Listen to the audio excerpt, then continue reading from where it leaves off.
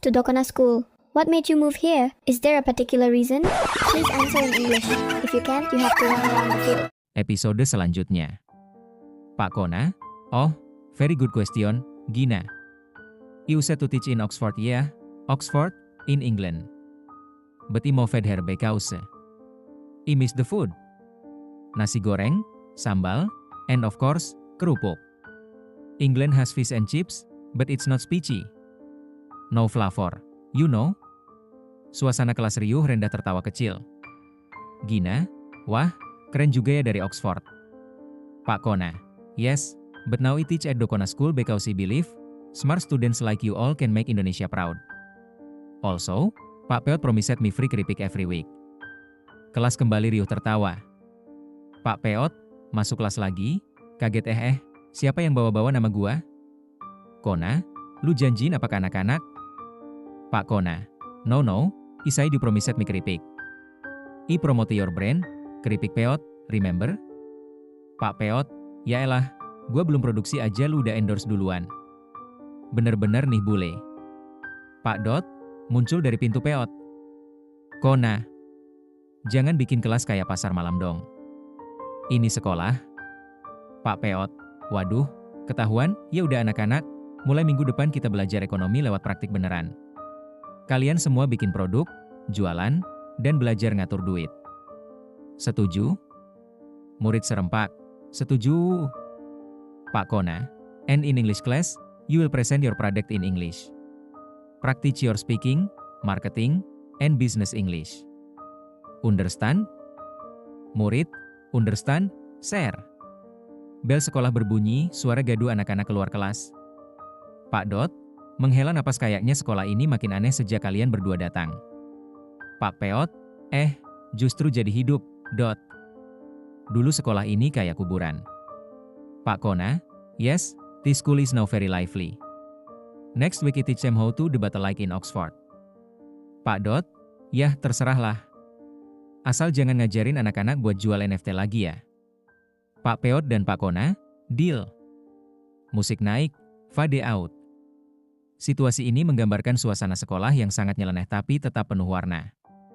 Dari satu sisi, ini lucu banget karena gurunya, Pak Peot dan Pak Kona, punya kepribadian yang kocak dan beda dari stereotip guru pada umumnya. Mereka santai, penuh candaan, dan lebih mirip teman tongkrongan daripada pendidik formal. Tapi justru itu yang bikin pendekatan mereka terasa lebih dekat dengan murid. Dari sisi lain, kalau dilihat secara serius, ada beberapa hal yang bisa dikritisi. Kurangnya profesionalisme, guru merokok di jam kerja, ngajak ngobrol santai terus, bahkan jualan di kelas, itu semua bisa jadi contoh yang kurang baik kalau diterapkan di dunia nyata. Tapi karena ini konteksnya fiksi dan satire, hal itu justru jadi bahan hiburan. Kreatif dan membumi. Di sisi positifnya, pendekatan Pak Peot ngajarin ekonomi lewat praktik langsung kayak jualan keripik bisa jadi metode yang keren banget kalau diterapkan dengan benar. Anak jadi belajar langsung dari pengalaman, bukan cuma teori. Kehadiran karakter asing, Pak Kona ini menambah warna dan bisa memperkenalkan suasana bilingual yang menyenangkan, meski dikemas dengan humor dan absurditas. Anak-anak dilatih untuk berani bicara bahasa Inggris, walau dengan cara yang nyentrik. Kesimpulannya, unik, lucu, dan penuh karakter. Cocok buat kritik sosial tentang pendidikan, tapi disajikan dengan cara yang ringan dan ngakak. Kalau ini dibuat jadi series atau animasi, pasti punya banyak penggemar. Kamu sendiri suka gaya yang begini atau mau dicoba dibuat versi yang lebih serius? Oke, kita bedah lebih dalam ya. Guru yang gak konvensional. Pak Peot mewakili tipe guru, nyeleneh, yang gak pakai basa-basi, kadang males-malesan, tapi punya pendekatan yang dekat dengan murid. Ini bisa jadi kritik terhadap guru-guru yang terlalu formal atau justru terlalu cuek. Sistem pendidikan yang terlalu teoritis. Dengan memasukkan ide jualan keripik sebagai praktik pelajaran ekonomi, ini menyoroti bagaimana kadang anak-anak cuma dijejali teori tanpa tahu cara terapannya di dunia nyata. Birokrasi dan tekanan kerja guru. Pak Peot dan Pak Dot yang ngobrol santai sambil merokok di belakang sekolah juga menyiratkan kelelahan atau kejenuhan guru-guru terhadap sistem yang monoton. Jadi, walau terlihat seperti keluyuran, ada pesan tersembunyi tentang kesehatan mental guru dan tekanan profesinya. Dua relasi guru-murid yang lebih seimbang. Biasanya guru dianggap otoritas mutlak di kelas. Murid bisa bercanda sama guru. Guru juga bisa salah dan diejek, tapi tidak marah. Ada interaksi dua arah yang natural dan cair. Ini menggambarkan sistem pendidikan yang lebih humanis. Anak-anak jadi lebih nyaman, nggak takut salah, dan punya keberanian buat nanya atau berdiskusi. Ini penting banget di dunia nyata, terutama buat ngembangin critical thinking. 3 karakter sebagai simbol. Pak Peot, simbol guru, tradisional tapi nyentrik. Mewakili mereka yang udah lama di sistem, tapi tahu caranya ngasih warna. Pak Kona, guru modern, gaya internasional, berusaha bawa pembaruan tapi masih adaptasi dengan kultur lokal. Pak Dot, perwakilan dari sistem atau manajemen sekolah yang serius, sering bentrok sama kreativitas guru-guru nyeleneh. 4. Potensi cerita berkembang. Kalau ini dikembangkan jadi cerita berseri, bisa banyak tema yang digali.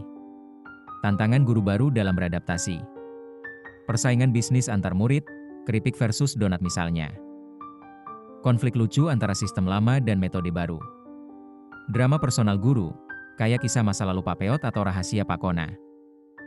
Dan tentu aja, momen absurd yang tetap lucu dan kritis. Cuma buat hiburan, tapi juga punya lapisan makna. Ia mengkritik, menghibur, dan membuka peluang diskusi soal bagaimana pendidikan seharusnya dilakukan. Lebih manusiawi, relevan, dan membumi. Kalau kamu suka gaya ini, kita bisa lanjut bikin episode baru atau bahkan buat spin-off dari karakter tertentu. Hidup itu nggak harus selalu serius, tapi harus tetap punya arah. Lihat aja Pak Peot, walau cara ngajarnya nyeleneh, dia tetap punya niat ngajarin ekonomi lewat pengalaman nyata. Atau Pak Kona, datang dari Oxford, tapi mau ngajar di tempat sederhana, bahkan pakai gaya yang unik. Mereka semua punya cara sendiri buat ngasih dampak. Jadi diri sendiri, tapi jangan lupa jadi versi terbaik dari diri itu. Nggak semua orang harus formal buat jadi inspiratif, dan nggak semua sistem cocok buat semua orang. Yang penting, lo jalanin dengan niat, kasih manfaat, dan jangan takut beda. Kalau lo lagi ngerasa dunia nuntut buat jadi seragam, ingat cerita ini, bahwa yang unik justru seringkali lebih ngena, lebih diingat, dan lebih berdampak.